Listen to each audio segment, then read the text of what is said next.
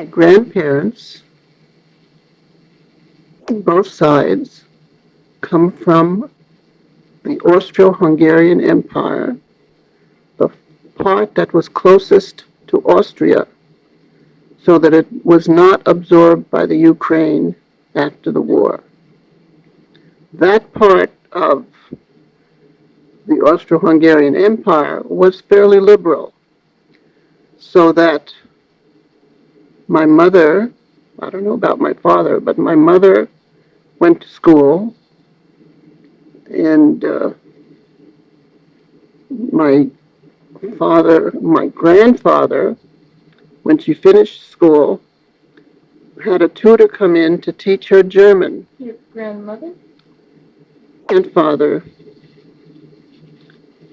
my mother tutored in German, so that she would be able to read the German literature, which he thought was very important, even for young girls to read. My grandfather had a grocery store, which, if you've been to Spain, you see these little grocery stores in every small town. The door is like a curtain, and breads and other things are sold in there. And it's a household event or responsibility. Then my grandfather decided this wasn't good enough for him, and he decided to move to Toronto, which is where he already had some relatives that were settled there. How could he afford to get to Toronto? They probably sent him money. The relatives? The relatives probably sent him money to come over. And so he left because the little store. Opportunity or something? Mm-hmm. He left the little store to my grandmother, who took care of the little store, until he was ready to send her enough money to come over with the two children. One was my mother, and the other was her sister. During that time, my sister had full responsibility for her younger sister. My mother, I mean, had full responsibility for her younger sister, and also had to help in the store. And that was the end of the German lessons. But the best part of that was that when I took German in high school as a foreign language, she was fluent enough in German to help me with my homework. So she must have had a pretty good tutor. Well, she was very bright. Probably both. My grandfather on my mother's side comes from a long line of scholars, Hebrew Bible scholars.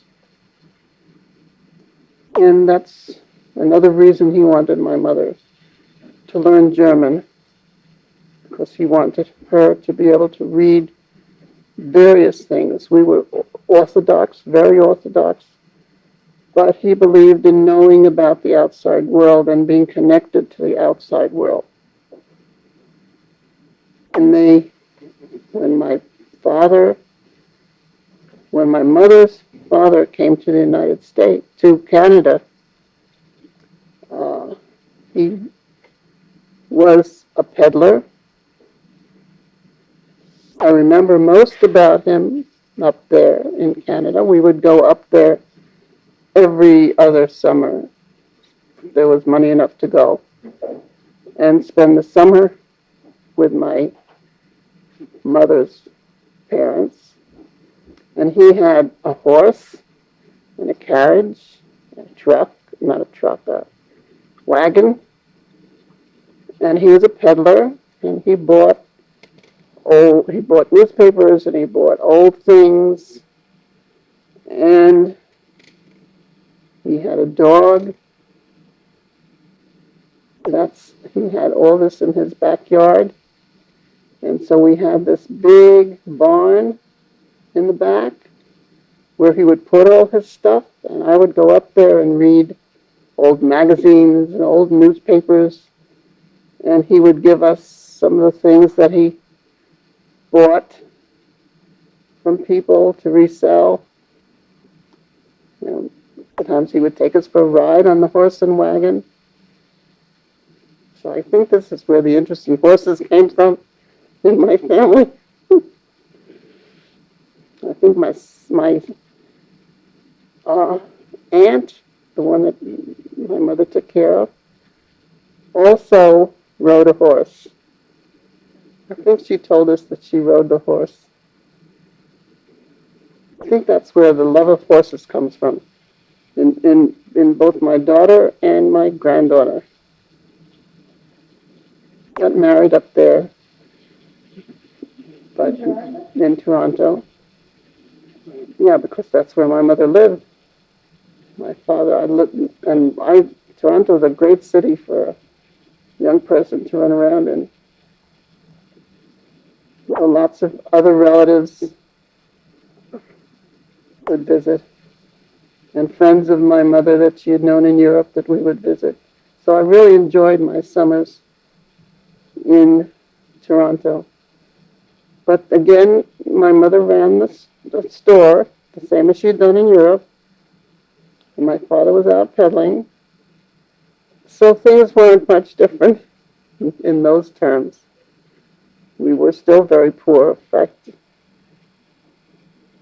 that's the place where I learned to eat, because I could go downstairs to the store and get anything I wanted to eat off the shelf. And that was so much fun that up till then I was a very thin, anemic person. But after that first summer, one summer there, I discovered all these goodies I started to eat.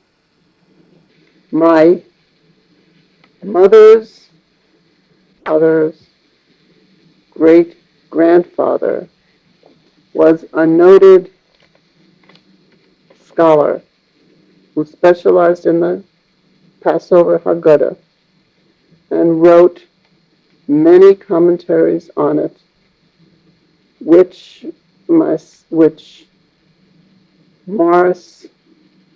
translated from the Hebrew into English with the local major scholar in Santa Fe, contents of which he included in a new Haggadah, which we used Friday night at a third Seder. The concepts in the Haggadah, as written by my ancestor, are incredibly modern, even though he was pre-Freud. Many of the concepts Freud used in his work, he anticipated. It's amazing to read through the comments as translated by Morris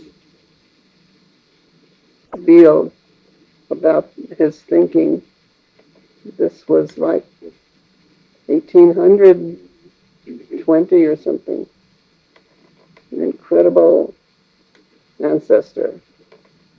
We don't know anybody that takes after him except maybe probably Morris, because he's done the translation.